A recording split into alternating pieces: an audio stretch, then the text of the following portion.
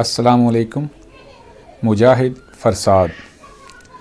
आज हम लेक्चरार उर्दू के टेस्ट और इंटरव्यू के लिए उर्दू ज़ुबान व अदब के उन सवालात पर गुफ्तगू करेंगे जिनके जवाबात में इख्तिलाफ़ पाया जाता है।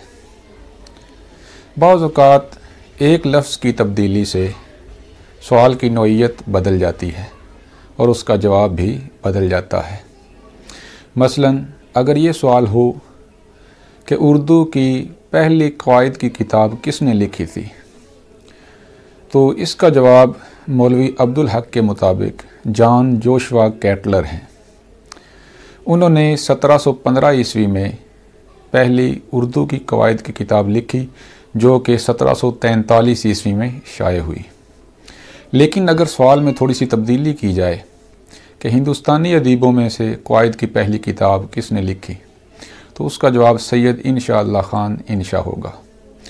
अगरचे दरियाए लताफ़त मिर्ज़ा हसन कतील और सैयद इंशा ने मिलकर लिखी, लेकिन क़वाइद वाला हिस्सा सैयद इंशा ने लिखा और इल्म उरूज़ वाला हिस्सा मिर्ज़ा हसन कतील ने लिखा। तो सवाल की नौइयत बदलने से जवाब बदल गया। एक इख्तिलाफ़ी सवाल ये किया जाता है कि जदीद नस्र का बानी गालिब है या सर सैयद। तो इसके लिए पहले हमें जदीद नस्र की तारीफ़ करना पड़ेगी। कदीम नस्र मुश्किल थी, पुरतकल्लुफ़ थी, इसलिए जदीद नस्र आसान नस्र को कहा गया। तो अगर इस चीज़ को देखा जाए तो सर सैयद अहमद ख़ान ने 1847 ईस्वी में आसारुस सनादीद किताब लिखी, लेकिन वो मुश्किल उसलूब में थी, वो कदीम तर्ज पर थी और ख़ुद ही 1854 ईस्वी में उसका आसान एडिशन शाया करवाया। तो इस हवाले से अगर देखा जाए तो मिर्ज़ा गालिब ने 1850, बाज़ के मुताबिक 1849, 1848 में इन्होंने आसान नस्र शुरू कर ली थी। तो इस चीज़ को मद्देनज़र रखते हुए इस सवाल का जवाब मिर्ज़ा गालिब है। अगर ये देखा जाए कि पहली साहिब दीवान शायरा कौन है, तो उर्दू की पहली साहिब दीवान शायरा अगरचे लुत्फ़ुन्निसा इम्तियाज़ है, लेकिन अक्सर किताबों में ख़ास तौर पर बाज़ारी कुतुब जो मरूज़ी तरज़ हैं उनमें माह-ए-लिक़ा चंदाबाई का नाम आता है। तो इसकी वजह क्या है? वजह यह है कि लुत्फ़ुन्निसा इम्तियाज़ का तख़ल्लुस इम्तियाज़ था जो कि मर्दाना है, इसलिए एक अरसे तक औरत को मर्द समझा जाता रहा। तो 1212 हिजरी में लुत्फ़ुन्निसा इम्तियाज़ ने अपना दीवान मुरतब किया था, जबकि उसके एक साल बाद 1213 हिजरी में माह-ए-लिक़ा चंदाबाई का दीवान मुरतब हुआ। तो इसका जवाब यानी पहली साहिब दीवान शायरा कौन है, इसका जवाब लुत्फ़ुन्निसा इम्तियाज़ है। एक इख्तिलाफ़ी सवाल ये भी है कि सैयदुल अहरार कौन है, तो इसके लिए हज़रत मुआनी का नाम भी आता है और मौलाना मोहम्मद अली जौहर का भी। तो सैयदुल अहरार का दुरुस्त जवाब हज़रत मुआनी है, क्योंकि वो तारीख़ आज़ादी के अलंबरदार भी थे और ज़ात के लिहाज से सैयद भी थे, इसलिए उनको सैयदुल अहरार कहा जाता है। मौलाना मोहम्मद अली जौहर, उनके लिए भी इसी तरह का एक लक़ब है रईसुल अहरार। तो अब इन दोनों को याद रखना पड़ेगा कि सैयदुल अहरार हज़रत मुआनी हैं और रईसुल अहरार मौलाना मोहम्मद अली जौहर हैं। इसी तरह एक मुफ़क्किरुल अहरार भी हैं, वो चौधरी अफ़ज़ल हक हैं जिन्होंने ज़िंदगी नामी किताब लिखी है। तो सवाल की नौइयत बदलने से जवाब बदलता है, एक आध लफ्ज़ बढ़ाने से या घटाने से सवाल का जवाब बदल जाता है। इसी तरह अगर हम देखें तो शायर ख़मरियात कौन है, तो इसके जवाब में अब्दुल हमीद अदम और रियाज़ खैराबादी ये दो नाम आते हैं। तो इसका दुरुस्त जवाब रियाज़ खैराबादी है, यानी शायर ख़मरियात रियाज़ खैराबादी हैं। इसी तरह का एक नाम है शायर खराबात, वो अब्दुल हमीद अदम का है। चूँकि अब्दुल हमीद अदम उनका एक शेरी मजमुआ है खराबात, तो इसलिए उनको शायर खराबात कहा गया और रियाज़ खैराबादी को शायर ख़मरियात कहते हैं। अगर हम फोर्ट विलियम कॉलेज के पहले प्रिंसिपल की बात करें तो आम किताबों में डॉक्टर गिलक्रिस्ट का नाम आता है, जो दुरुस्त नहीं है। फोर्ट विलियम कॉलेज के पहले प्रिंसिपल डेविड ब्राउन थे, जबकि गिलक्रिस्ट शोबा हिंदुस्तानी के प्रोफेसर थे। उस वक्त प्रिंसिपल का ओहदा नहीं था, प्रोवोस्ट कहा जाता था, तो अब प्रोवोस्ट की जगह प्रिंसिपल का लफ्ज़ इस्तेमाल होता है। एक सवाल ये भी है कि कौन शायर अपने नाम के साथ मरहूम लिखा करते थे, तो इसका जवाब जोशमली आबादी है, लेकिन बाज़ जगहों पर तलोक चंद भी आता है। तो तलोक चंद महरूम थे, उनका तखल्लुस महरूम था, लेकिन जोशमली आबादी अपनी ज़िंदगी ही में अपने नाम के साथ मरहूम लिखते थे।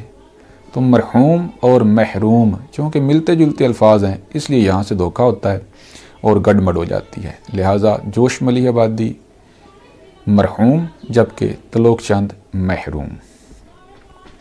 अगर हम ये देखें कि कौमी शायरी का बानी कौन है, तो इसका जवाब अल्ताफ़ हुसैन हाली है, अल्लामा इकबाल नहीं है।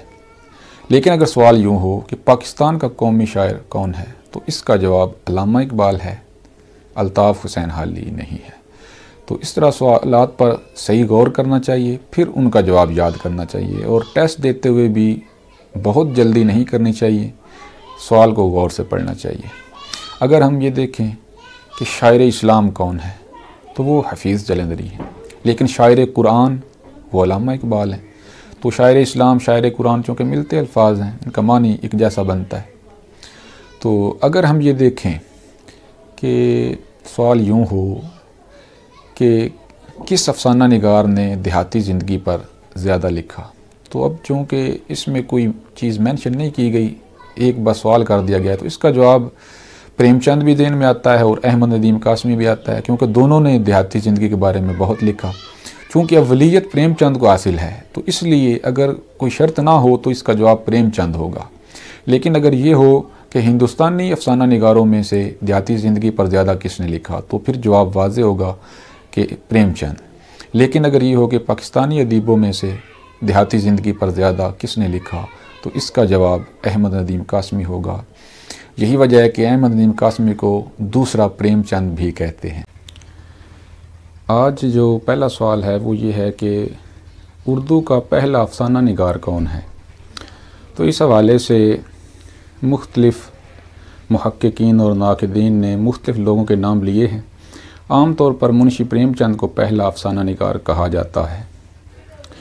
डॉक्टर मोइनुद्दीन ने सज्जाद हैदर यल्दरम को पहला अफसाना निगार कहा है, लेकिन जदीद तहकीक के मुताबिक मिर्ज़ा हामिद बेग वो अल्लामा राशिदुल खैरी को पहला अफसाना निगार करार देते हैं, और उनका अफसाना नसीर और खदीजा, जो कि शेख अब्दुल कादिर के जरीदे मखज़न में दिसंबर 1903 ईस्वी में शाया हुआ था, उसको वो पहला अफसाना करार देते हैं। तो अगर ये बात की जाए कि अव्वलियत किसे हासिल है, तो वो अल्लामा राशिदुल खैरी को है। लेकिन अगर रुझानात की बात की जाए तो फिर दो रुझान अहम हैं, एक हकीकत पसंदी वाला और दूसरा रोमानवियत वाला। हकीकत पसंद अफसाना निगार वो प्रेमचंद हैं, और पहले रोमानवी अफसाना निगार सज्जाद हैदर यल्दरम हैं।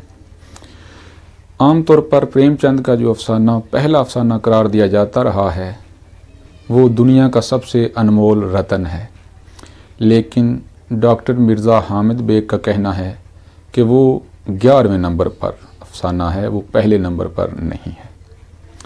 तो अब 3 सवाल बनते हैं। अगर ये सवाल हो कि उर्दू का पहला अफसाना कौन सा है और पहला अफसाना निगार कौन है, तो फिर नसीर और खदीजा ये पहला अफसाना है और अल्लामा राशिदुल खैरी ये पहले अफसाना निगार हैं।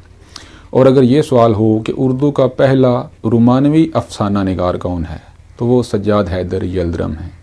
और अगर ये सवाल हो कि उर्दू का पहला हकीकत पसंद अफसाना निगार कौन है, तो वो मुंशी प्रेमचंद हैं। अगर हम ये देखें कि उर्दू की पहली नसरी किताब कौन सी है, तो इस पर भी इख्तलाफ पाया जाता है।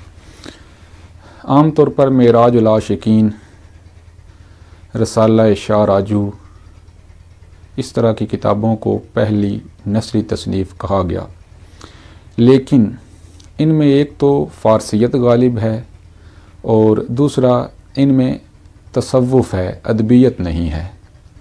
तो जो पहली अदबी नसरी किताब है वो सबरस है मुल्ला वजही की, जो कि 1045 हिजरी और 1635 ईस्वी में लिखी गई।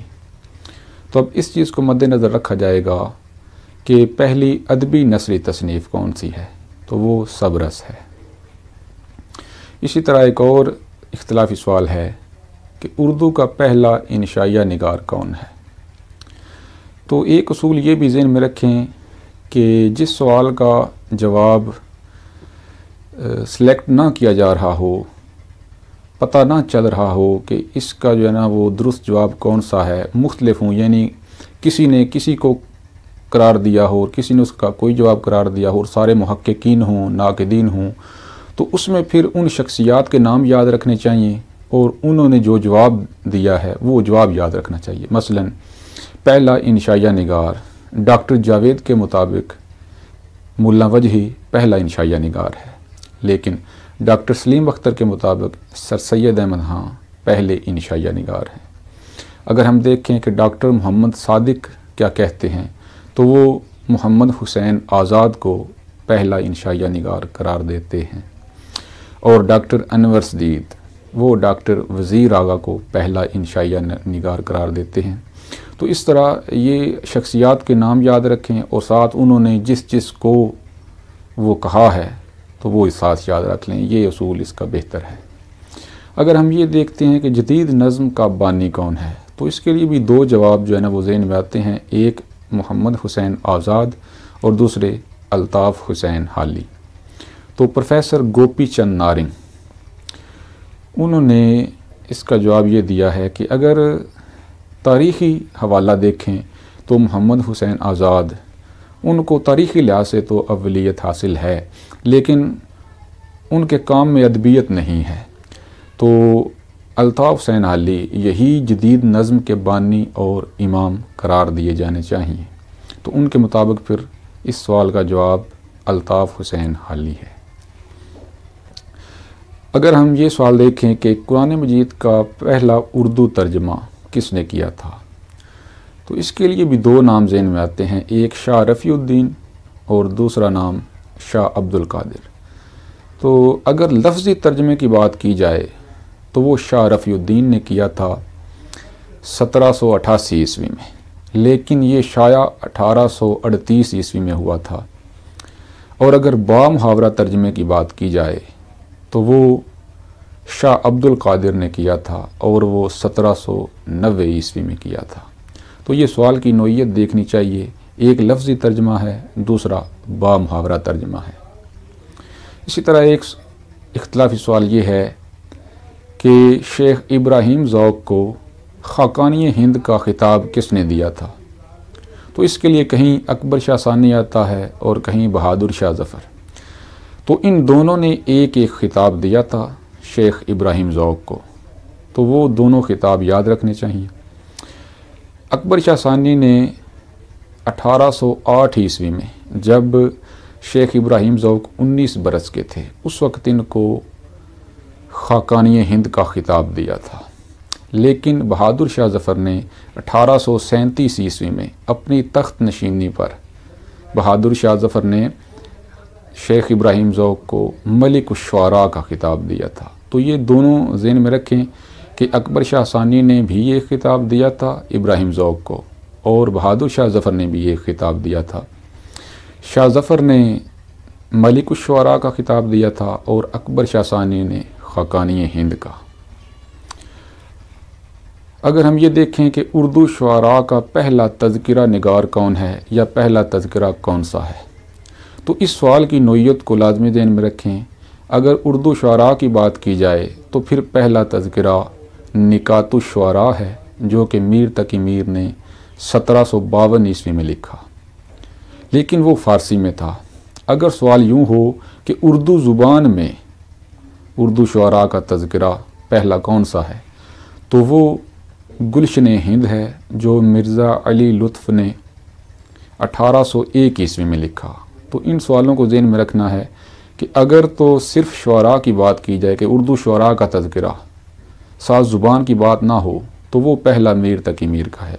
लेकिन अगर ज़ुबान का ज़िक्र कर दिया जाए कि उर्दू ज़ुबान में उर्दू शुअरा का पहला तज़किरा कौन सा है, तो वो गुलशन हिंद मिर्ज़ा अली लुत्फ़ का है। अगर हम ये देखें कि औरतों का सरसैयद किसे कहा जाता है, तो इसके हवाले से दो नाम ज़हन में आते हैं, एक डिप्टी नज़ीर अहमद और दूसरे राशिदुल खैरी। तो इसका दुरुस्त जवाब डिप्टी नज़ीर अहमद है।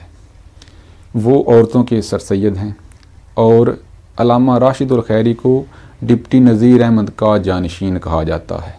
यानी ये मिलते जुलते सवालात हैं, तो इनको ज़हन में रखें कि राशिदुल खैरी डिप्टी नज़ीर अहमद के जानशीन हैं, लेकिन डिप्टी नज़ीर अहमद औरतों के सरसैयद हैं।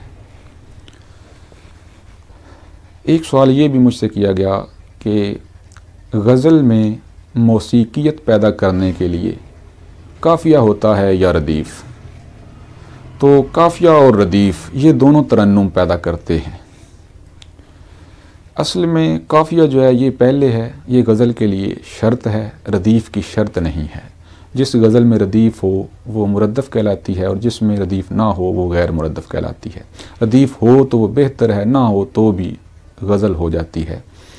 तो रदीफ़ असल में काफ़िए को सहारा देने के लिए होती है, लेकिन दोनों मौसीकियत पैदा करते हैं, काफ़िया भी और रदीफ़ भी। लेकिन अगर दोनों ऑप्शन हों तो उनमें से एक को इंतखाब करना हो तो फिर काफ़िया बेहतर है, यानी काफ़िया पहले है, रदीफ़ बाद में है। तो ये चंद एक सवालात थे जो मेरे ज़हन में थे और कुछ आपने पूछे थे। तो असल में जो कमीशन का टेस्ट होता है उसमें इख्तलाफी सवाल बहुत ज़्यादा नहीं आते, कोई एक आध आता है, लिहाजा इनके लिए ज़्यादा परेशान होने की भी ज़रूरत नहीं है। मेहनत जारी रखें, अल्लाह आप सबको कामयाब करे। बहुत शुक्रिया।